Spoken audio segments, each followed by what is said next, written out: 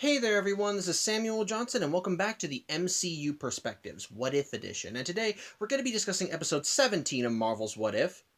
What if the Avengers assembled in 1602? And as I mentioned last week, this episode is an adaptation of one of my favorite comics of all time, Marvel 1602. And, well, let's just say I've been looking forward to seeing this for quite some time. But before I actually get into the episode, what is Marvel 1602?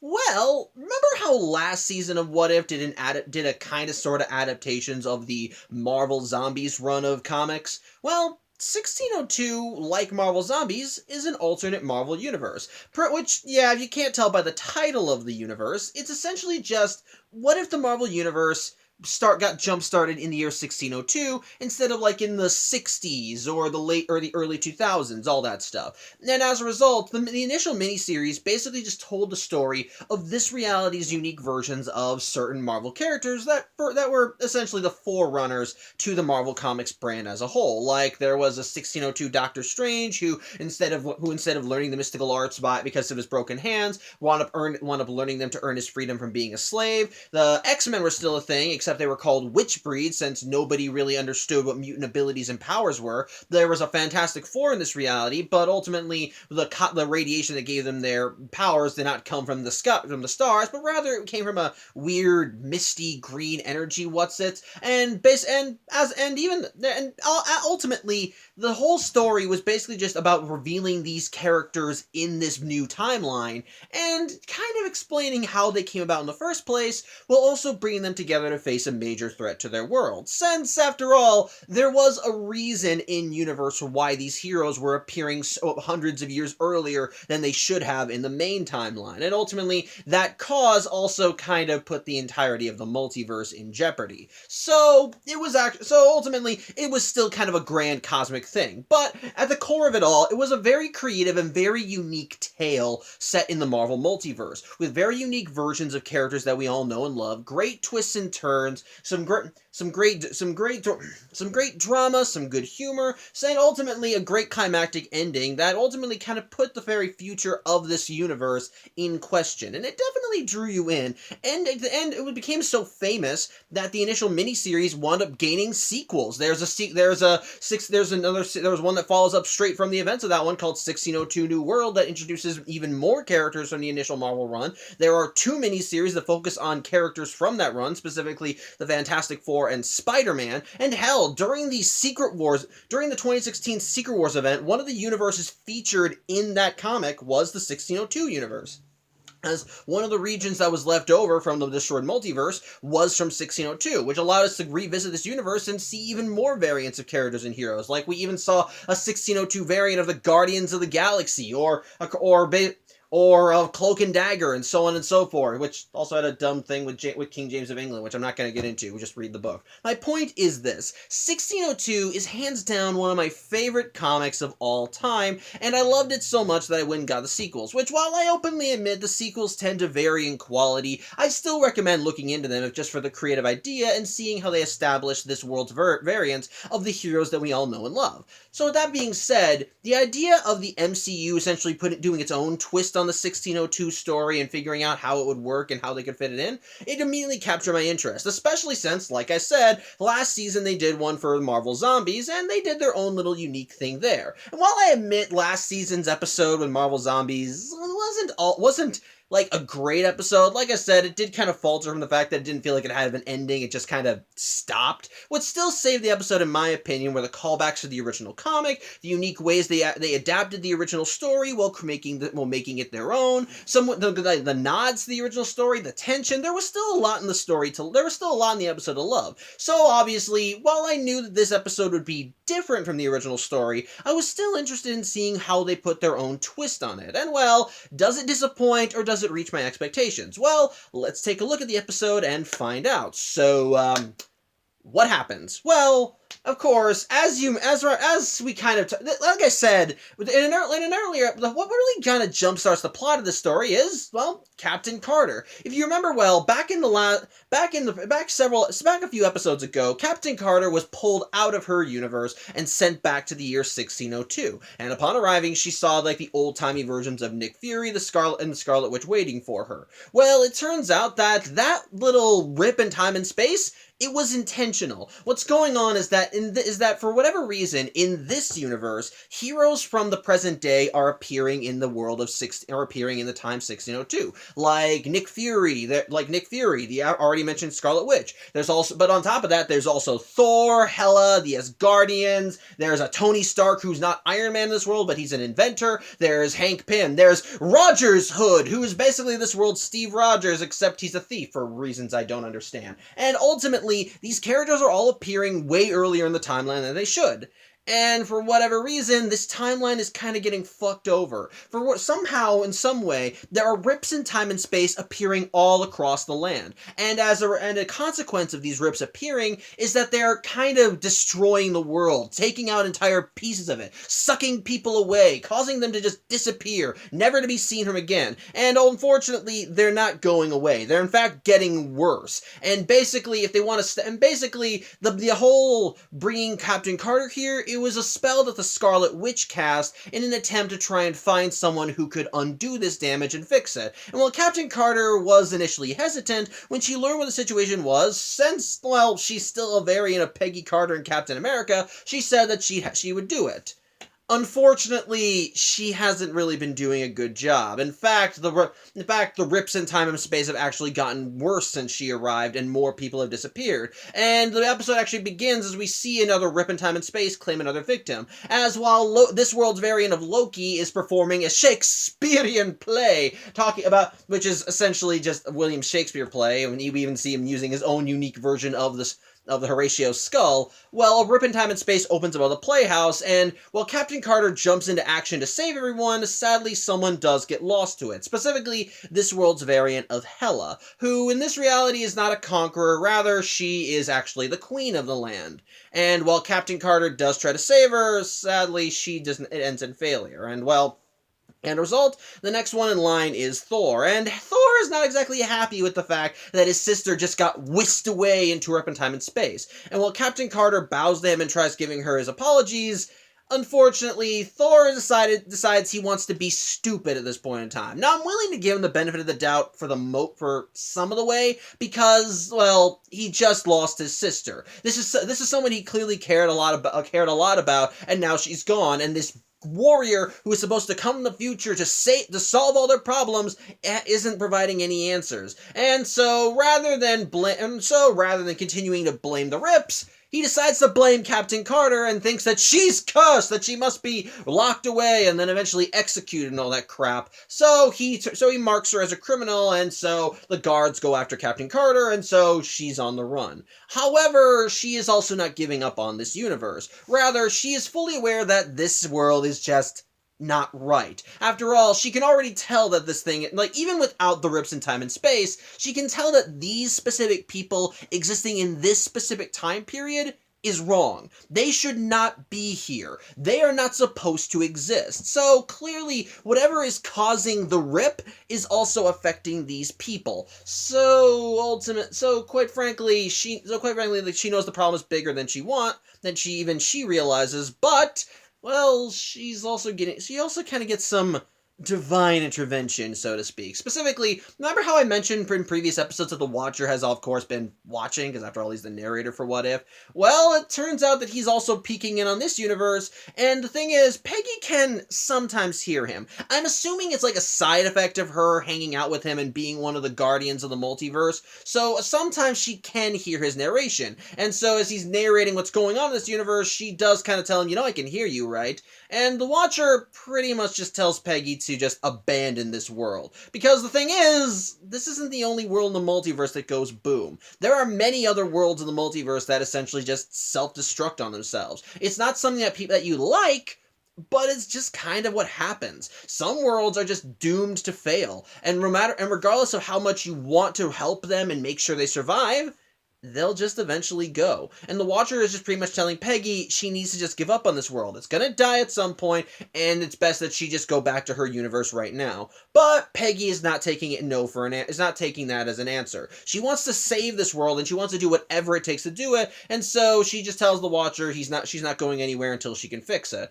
And the Watcher is a little weary of this answer, but he does leave her be and decides to let her go to her own devices. As such, since Peggy is now on the run, she kind of needs to find new allies to kind of help her solve this problem. And the thing is, before she ran away from Thor after he marked her as a criminal, she did manage to grab one souvenir from the Asgardian troops. Specifically, she grabbed the skull that Loki was using for Yorick. And of course, the skull is, well, exotic. It's Asgardian, so it's got months of energy, so it's kind of radiating with energy. And so, if she wants to have this thing dissected, well, she knows the perfect man to do it. And like I said, this world does have a Tony Stark. He's just not Iron Man, like I said. And so she brings it to him, and he's able to tell it has quite a bit of exotic energy that if he had time to properly analyze, he could make work. The only problem is that in order to properly utilize this thing, they need a power source that is not available in this time period, and which, of course, means no arc reactor. So no arc reactor, no Iron Man. So,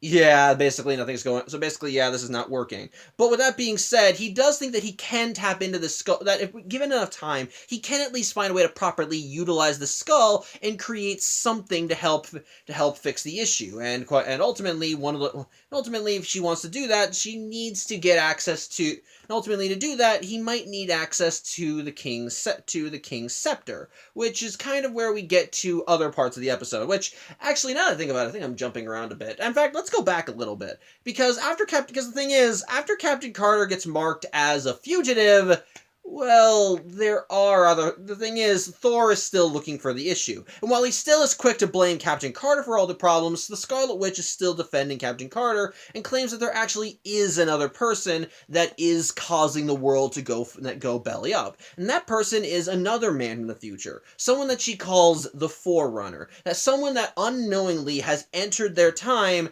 and is ultimately the cause of all of this, and that if they want to fix all this, they need to find the Forerunner and then send him back, which they need to do fast because the world's just going belly up fast. Which, little funny thing, I love how when they actually do mention the places that have been lost in this world, like there's an Isle of Ego, there's a pub that goes boom, and on top of that, there's even Nebula had an observatory for some reason, which I'll get back to that when I get back to talking about the episode. But put simply, Peggy was actually spying on this operation. Nick Fury, whose head is secured on his shoulders, did actually provide her with the intel, so she is aware of the Forerunner. So, of course, that brings us back to the skull and brings her back to Tony Stark. Pretty much, and so basically with this information, they think that if they can actually properly utilize it, they can, of course, find the Forerunner, which is once again where it gets to the staff thing. Because, well, Captain Carter does need that because for whatever Tony Stark is planning, they'll need it, so they need a thief. And, well,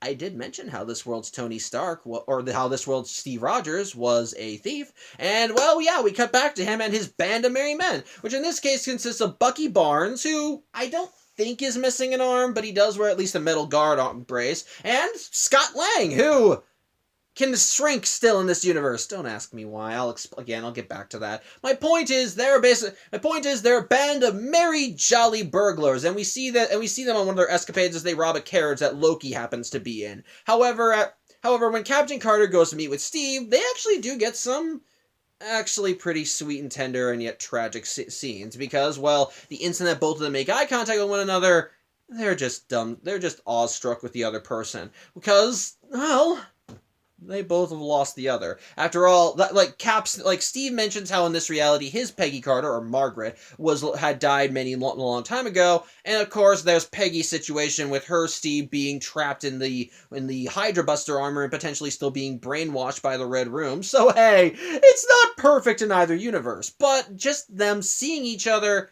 you can tell it stirs their emotions something fierce. And in this distraction, it does allow Loki to get away, but Peggy is able to at least pull Steve away so that they can talk about this operation. As she does fully explain everything to Steve, how she's from another universe, how she has to find the Forerunner, how she needs Thor's staff to do it, and ultimately they believe.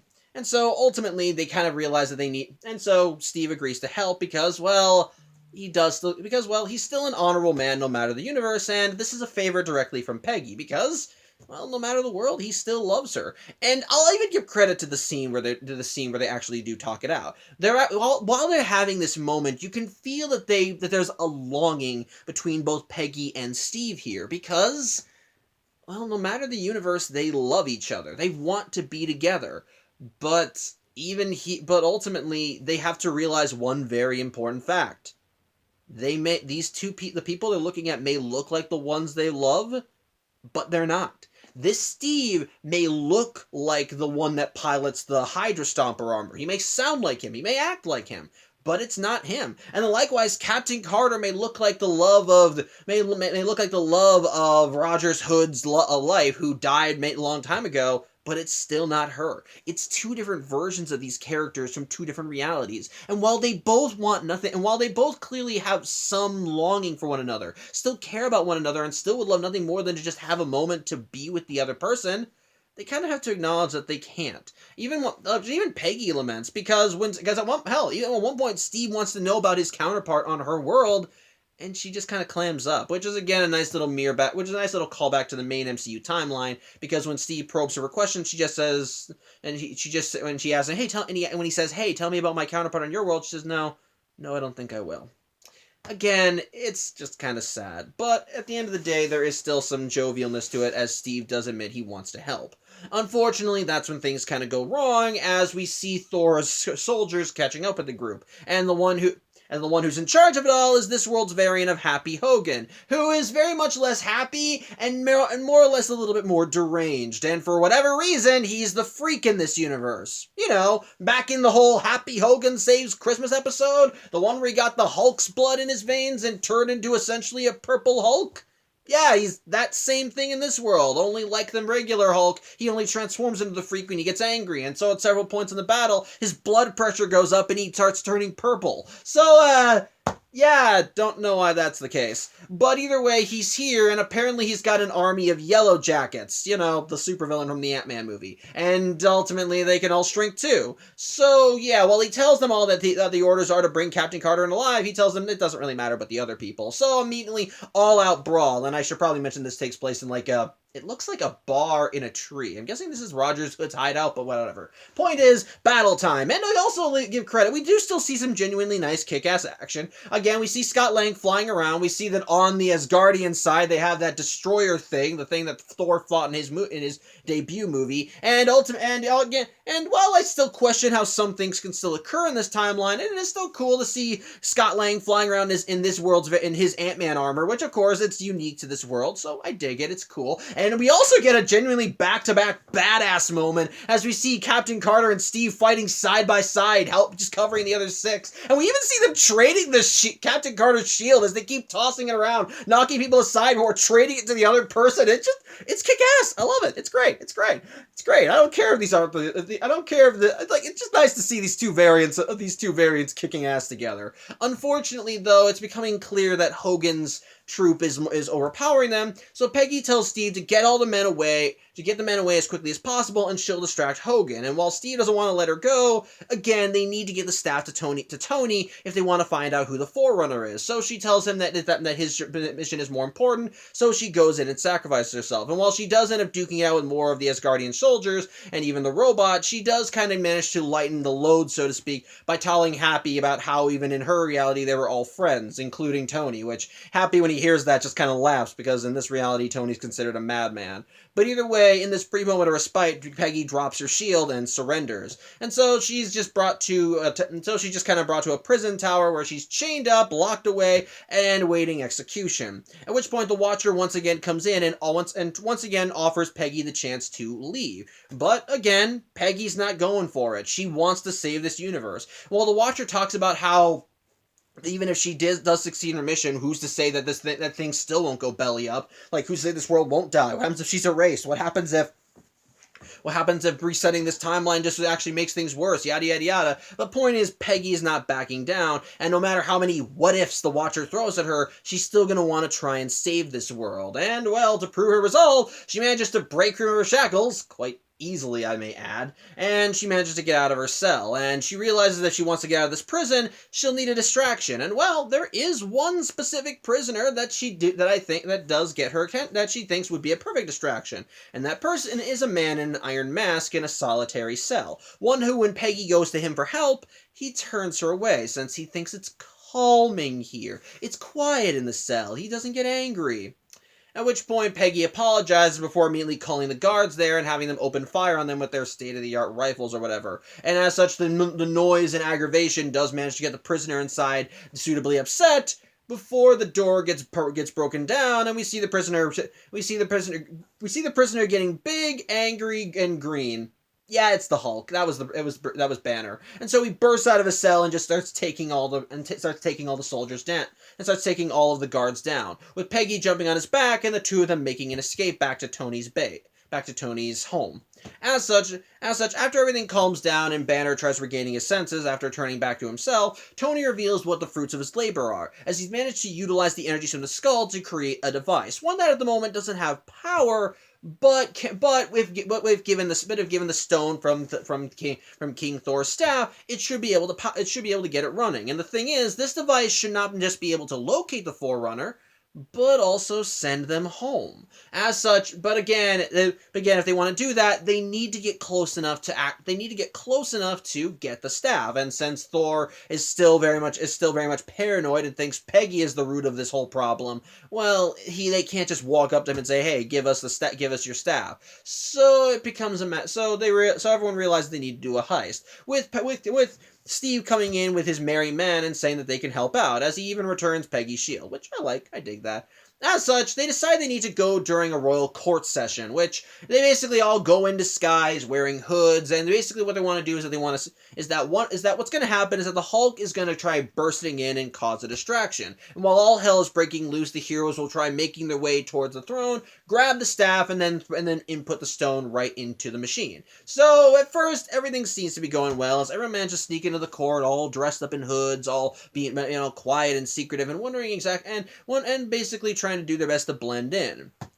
Unfortunately, the plot says "fuck you" because as the cord gets going, another rift in time and space opens, and Wanda can tell this is the big one. If this rift is allowed to continue, it will rip this reality asunder and destroy everyone. And ultimately, the only reason that it doesn't do that immediately is because Wanda's able to use her powers to just hold this thing in place. But even this is a temporary solution. If they want to fix this, they gotta do it now. As such, the Hulk comes in and manages to cause enough of a distraction, and so immediately all-out brawl begins as everyone just starts kicking each other's ass, fighting guards, heroes fighting villains. We see the Hulk and we see Steve duking it out with Hogan, manage to cut off the feather of his hat, which makes him so mad he turns into the Freak, which results in a battle between the Hulk and Happy. It's just all out carnage and destruction, but it's fun. I'll give it credit. But ultimately Peggy manages to make her way to Thor, who still believes that she's the source of all this and is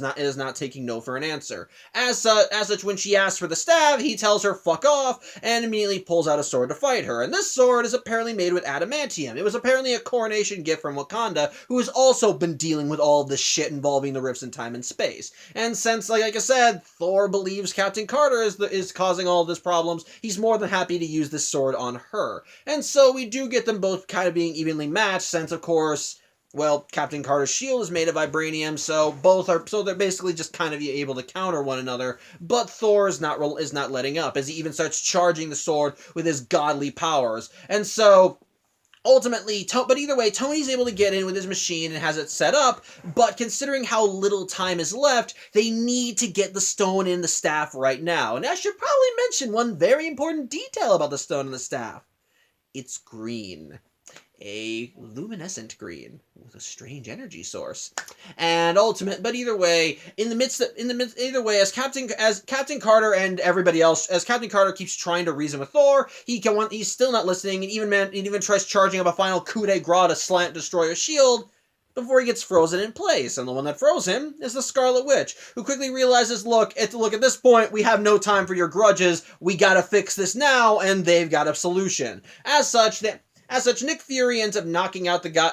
ends up knocking out the guy who had the staff and brings it over to Peggy. And at which point they take the stone out and put it in Tony's machine. Of course, the machine doesn't work right away, and Thor almost breaks free from the Scarlet Witch's hold. But they ultimately do manage to get up and running, and so Peggy managed to reach in and pulls out a gauntlet that has the stone encrusted in the palm. And so as Thor breaks free from the Scarlet Witch's hold and her powers fail, he gets ready to charge at Peggy before she just looks at Thor and then just activates the device, causing a massive ripple that spreads across the entire world and seems to actually even stop the rip in time and space. At which point the battle just suddenly stops as everyone freezes and realizes wonders what the heck is going on, until they and ultimately, the device did what it was supposed to. It's discovered who the Forerunner is. And, well, that Forerunner is among the group of heroes here. In fact, the stone is even making him glow. And when Peggy looks to see who it is, to her utter sadness, the Forerunner is Steve Rogers, much to even his confusion.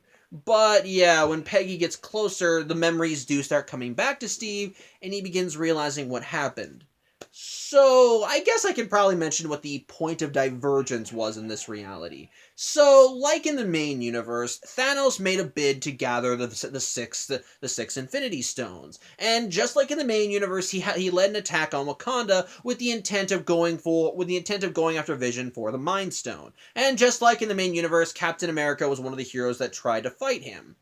However, in this reality, when Cap managed to duke it out with Thanos, well, the shield wound up clashing with the Infinity Gauntlet and specifically hit the Time Stone, and the resulting crack in energy essentially punched a hole in time and threw Steve back to the past, resulting in the past and future essentially being meshed together into one massive whole, which is why all these heroes have been appearing in this time period. And ultimately, if they want to put everything back, then they have to essentially erase Steve from this point in time. Which, well, I'll give credit, when Thor realizes that Steve is the Forerunner and not Peggy, he does tell her to do this, but she hesitates. Because ultimately, even with all the talk of her having to remind herself, this isn't her Steve, this isn't her world and all that, she can't bring herself to just ending all this.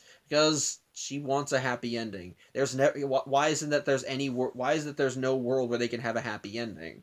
And Steve assures her there's probably one world where they do. And ultimately, it doesn't matter. And ultimately, no matter the case, Steve knows that Peggy will want to save the world. And so while Peggy can't bring herself to activating the gauntlet again, Steve holds her hand before pressing the switch on her palm. And, well, the effect is immediate. There is an immediate flash of light that spreads all across the area as all the present heroes begin glowing in the same light as Steve. And so after a massive pulse of energy, it's done. Everything is put back to its proper place. And, well, since technically there was never a Forerunner anymore, that means that all the heroes that would have appeared in this time period are gone as well. And so Peggy is now just standing alone in an empty court. So, and yeah, she just feels more depressed than ever. And we even see the episode ending as, while she knows that this was a victory, she's still kind of damning herself for the fact that it still cost a lot. And she tries drowning her sorrows in a local pub as she goes there and just kind of wants to drink and kind of forget a little. But as she drinks, a portal opens up behind her, and she at first assumes it's the Watcher here to give her an "I told you so," until the person that came through it takes a seat across from her. And that person is Doctor Strange Supreme, which at first Peggy's like, "Oh my god, what are you doing here?" And he tells her that he's got a story for her, before the episode ends with a "to be continued" to kind of lead into the next episode. So there you go. So yeah, my thoughts on this episode. Quite frankly, it's enjoyable. It's a very enjoyable episode, but I will not mince words here.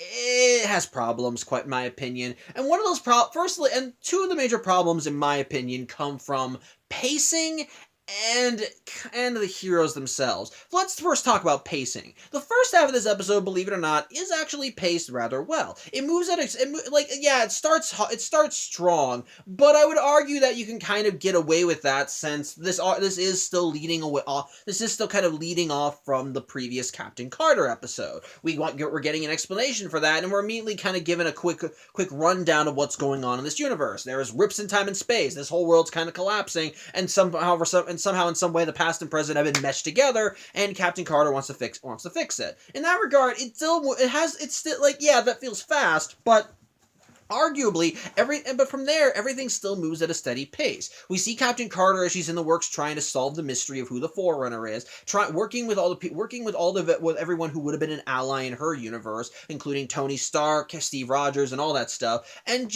working little by little to try and put things back into their proper place, including having quiet moments where she's actually able to sit down and talk with characters, including this world's variant of Steve Rogers, which once again, I do love the drama there. I love how we see them both happy to. I love how we see when Peggy and Steve see each other. They're both happy to see the other, but they ultimately have to remember that this person that they're looking at is not the loves that they lost. This Steve may be strong, heroic, and have a great sense of justice, but he is not the Hydra Stomper. And likewise, Captain Carter may have that spirit and flair that Margaret Carter would have had, but she's not Margaret Carter. These are different characters. They'll still click at the end of the day, but they can't be together. And that's still very sad, and yet they still make it work despite everything. However, I think where the episode starts, and I'll even give credit where it's due. I like how the episode does stack the odds against Captain Carter. Even the Watcher tells her,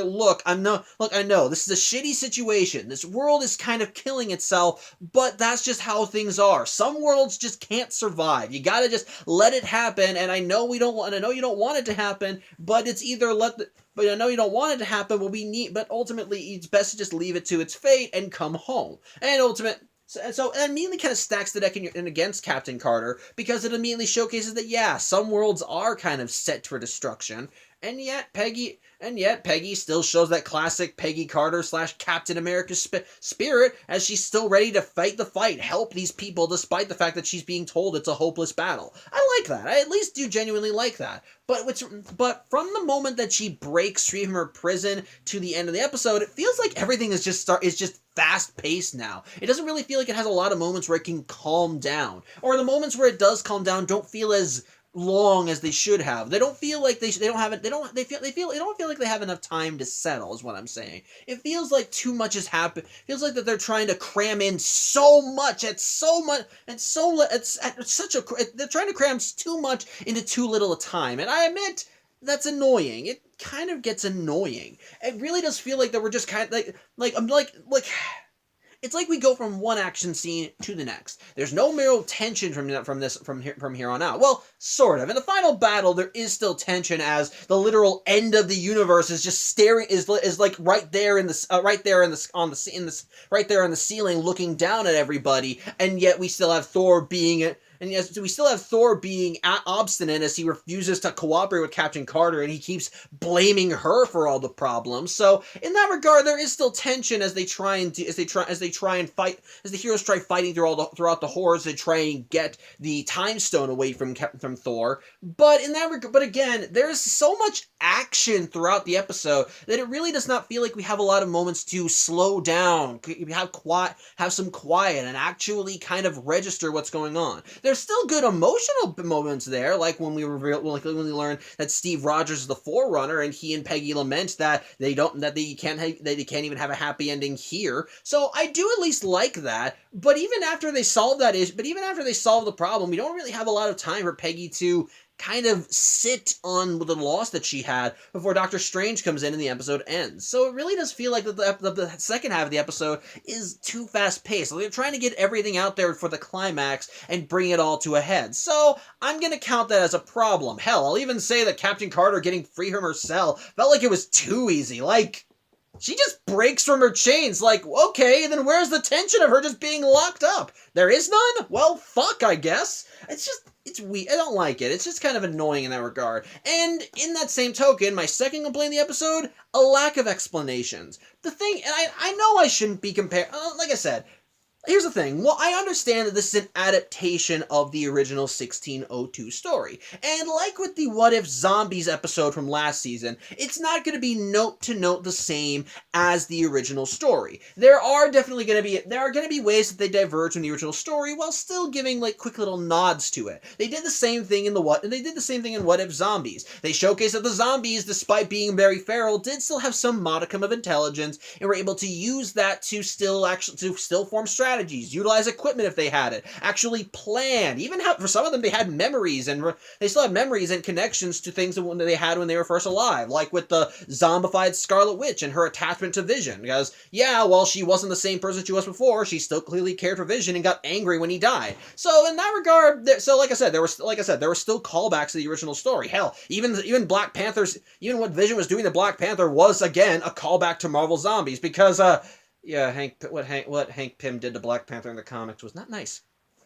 In that same token, it's a similar case with this episode. They have callbacks to the original story. They work in creative ways with integrating the heroes into this world. Hell, even the twist with Steve being the Forerunner, and spoilers for the 1602 comic, that was straight from the original Marvel 1602 miniseries. Except in that comic, rather than Steve getting thrust back in time thanks to the Time Stone, he was just thrown back in time because in the alternate future he came from, America was taken over by Zebediah Killgrave, aka the Purple Man, and when he fought against him, he was eventually Zebediah decided to send him into the far past so that there wouldn't be anything left of him in the present, and thus he wouldn't become a martyr. And as a result, and ultimately but the thing is, they did it wrong. They created a machine that didn't just send him back in time, it punched a hole in time, and they just threw Steve through it. And as a result, he landed in America before it was even established by the English, and so basically he was taken in by a Native American tribe, he got the name Raw Jazz, and his presence in the universe kind of caused everything to go belly up. Especially since the gateway that sent him there was causing everything to go to hell. So, in that regard, the stories are still pretty simple. The story from there is still the story in the episode is still pretty similar to the original universe, to the original miniseries. Again, things are going wrong, time is going fucky wucky, they gotta put everything back to normal, and the only way they can do that is by sending the man from the future back to his time. But the thing is, they at least gave explanations for what happened with the heroes in the comic. In the original comic, they state that the reason why heroes came about so early in the timeline was because Captain America was here, which I'll admit that's part of the story that I'm a little iffy on, but I'm willing to give some credence to, just for like comic metafiction and all that stuff. So, but even note with that in mind, they still they actually did explain how the heroes came about in this new timeline. They still state, oh, the heroes are appearing this early because the Forerunner is here, and either this is the signal from the universe to start the Age of Heroes, or the universe realizes that it's dying, so it made the heroes appear earlier than possible. But they at least still gave explanations for why the heroes even became heroes. Like I said, like Rajaz, well, he was Captain America. He already had his powers upon arriving, so he was already a big buff guy. But then you got stuff like...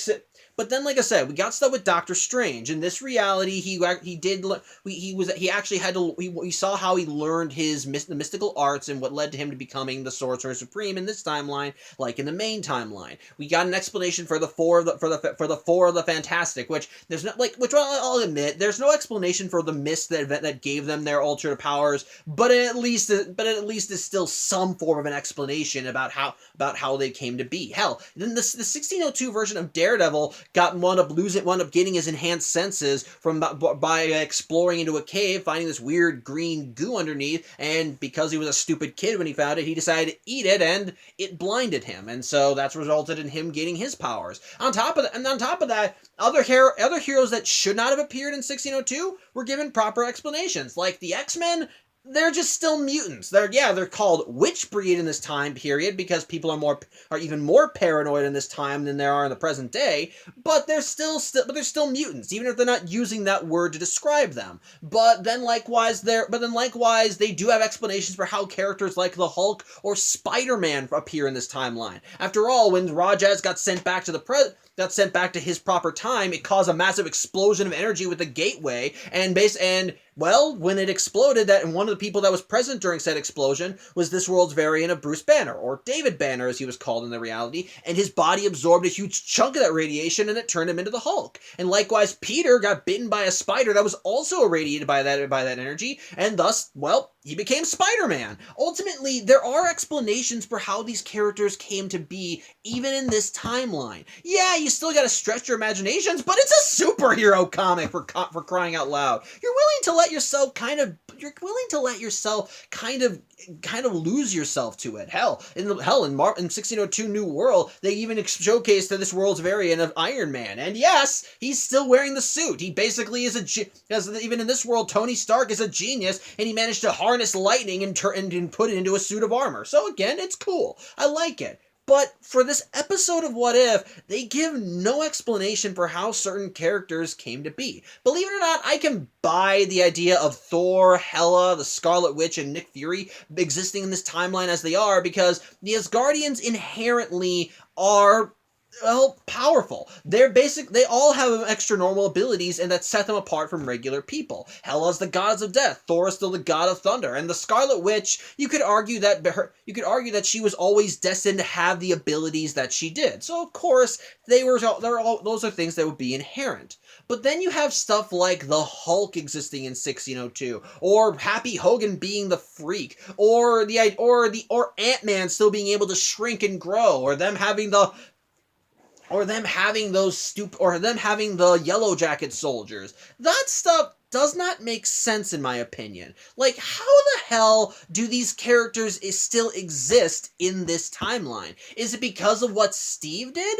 I guess. Like I said, they state that the reason why they're existing is because thanks to what Cap did, it resulted in their timelines essentially being mushed together, which kind of makes sense, but they explicitly state in the episode that the Forerunner is someone from the future, not of this time, which means that Steve was like in the original comic, Steve was sent backwards in time, and it's his appearance that could not only cause these characters to appear very much earlier in the timeline they were supposed to, but is also causing the massive time storms to happen. So in that regard, I do feel like that. So in that regard, it still doesn't make sense, because they explicitly state this is what's happening, yet the evidence seems to showcase that it's just, oh no, time's actually just been mushed together. Like, I don't understand that. I genuinely just don't understand that. It's either one or the other. You can't have it both, and you can't have it both. It feels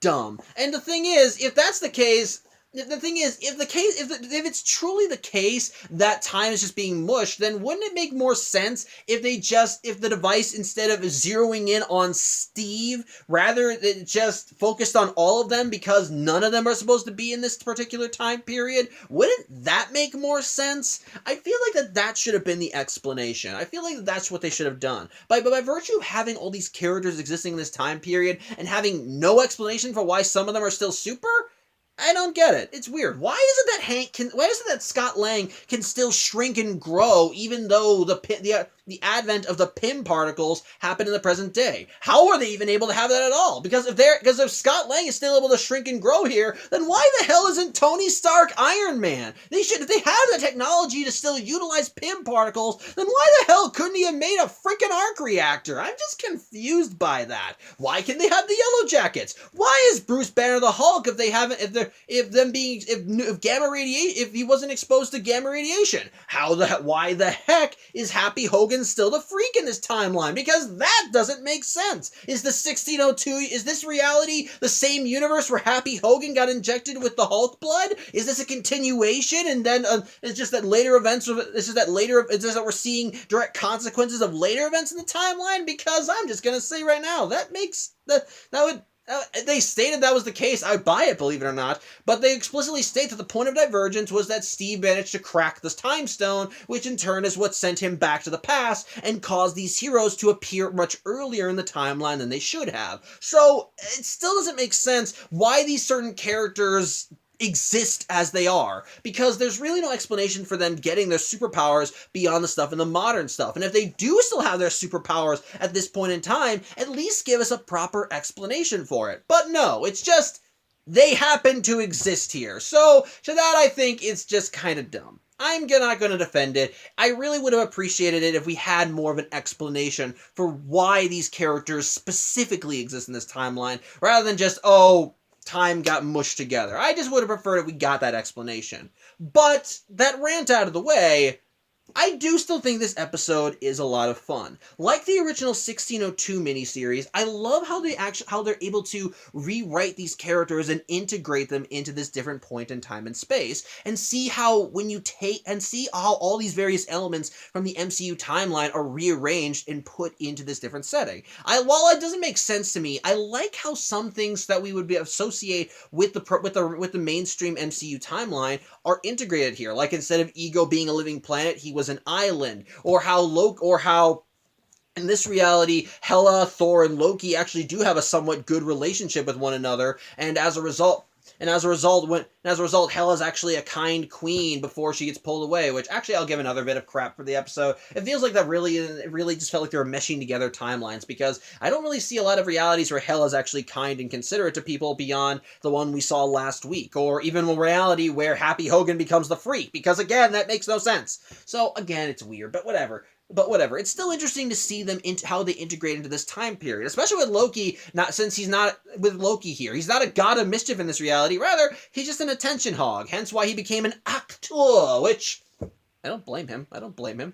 One bit. So that I find amusing. But at the same time, though, I also like how they do keep integrating other characters together. I like that even though Tony Stark is an Iron Man in this world, he's still a genius and very much a technical expert. And while he's presented with all these new ideas that he doesn't fully understand, rather than being scared of them, he's curious about them and wants to see how they work. I like that we get to see... I like seeing how... I genuinely do kind of find it interesting seeing how they mesh these new ideas with the old ones. I like how they are able to adapt the original story. I like the action.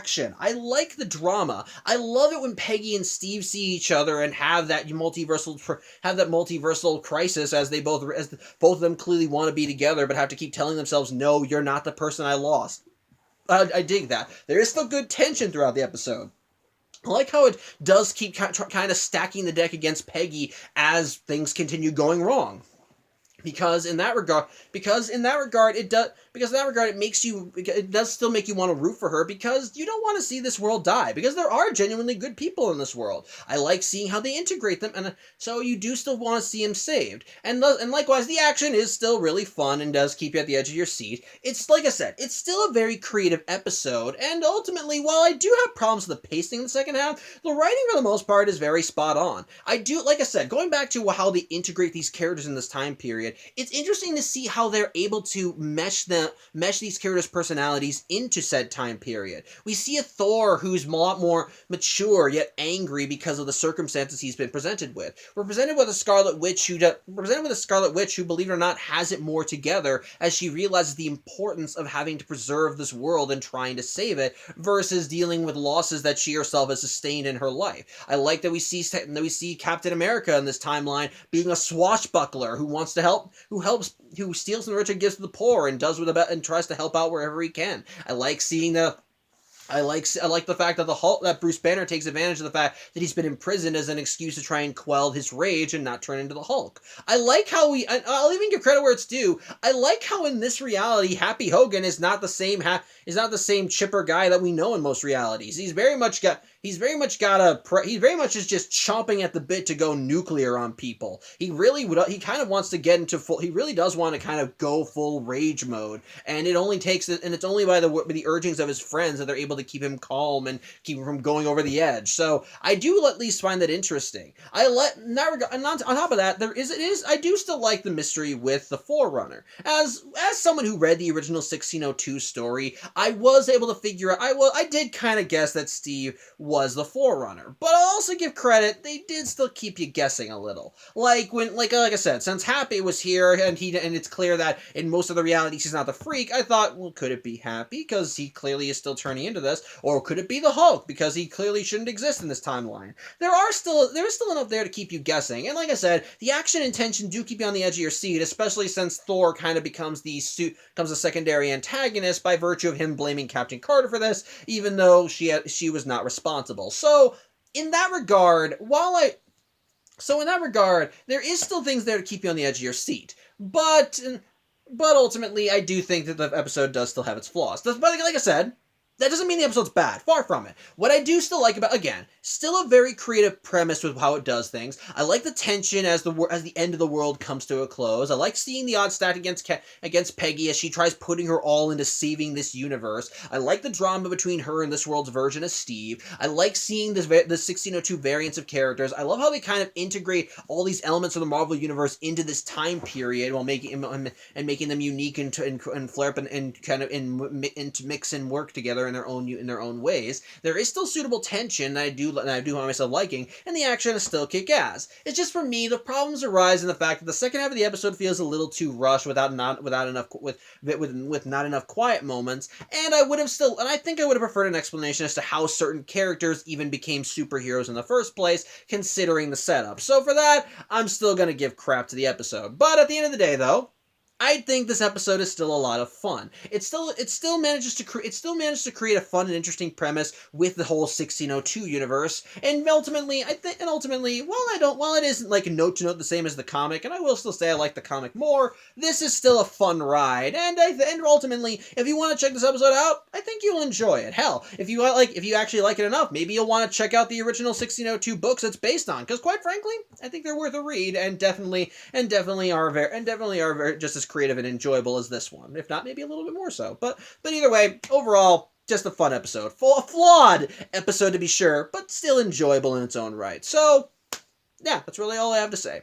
I thank you for watching. I'm Samuel Johnson, and well, next week we're going to be wrapping up season 2, and after next week we once more will be going on hiatus until season 3 comes out. But, well, Strange Supreme is cooking something up, and, well, I think it's next week we'll finally see exactly what's been brewing in his pot. So, till then, I hope you have a good Wednesday, and as always, take care.